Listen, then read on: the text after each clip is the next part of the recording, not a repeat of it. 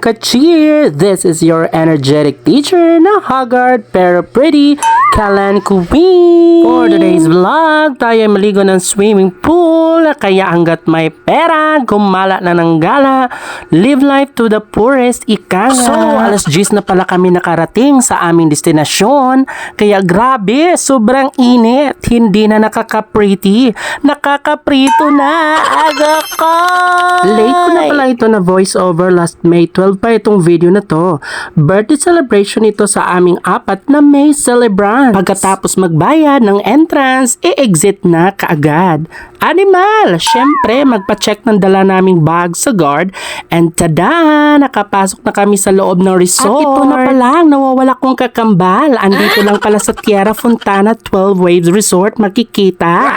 Agakay! Rock! O diba, ang ganda ng ambience and view.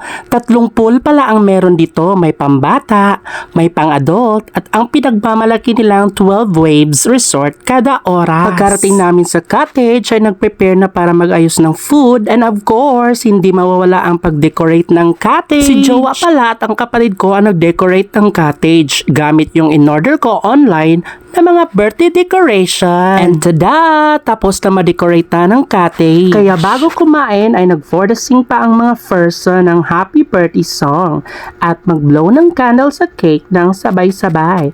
Mabuti at hindi naamoy ang hiningang amoy kumunoy. Agakay! Uy, may malunggay pandesal. Let's eat! Kainan na!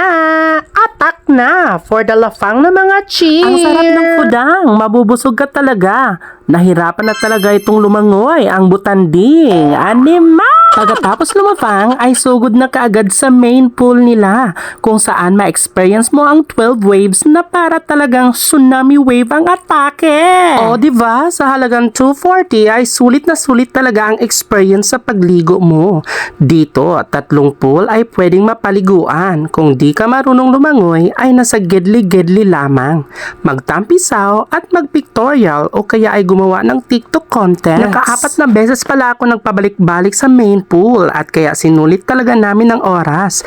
Strict din sila sa pool, no sleepers allowed, and of course may mga nakabantay na lifeguard sa itaas. At kapag may narinig kang ugong na tunog ay magsisimula na ang paalon-alon effect. Kaya takbuhan ka agad ang mga gusto ma-experience ang waves effect. Sobrang enjoy at the same time, nakakatakot kasi feeling mo ay malulunod ka. Kaya talon-talon ako ng mataas, kaya mapapasigaw ka talaga. And of course, hindi malilimutan ang pictorial. Kapag dala ang CP, syempre, pa-picture ka agad. At ayan, umahon na ang dugong kasi tapos na ang paalon-alon effect.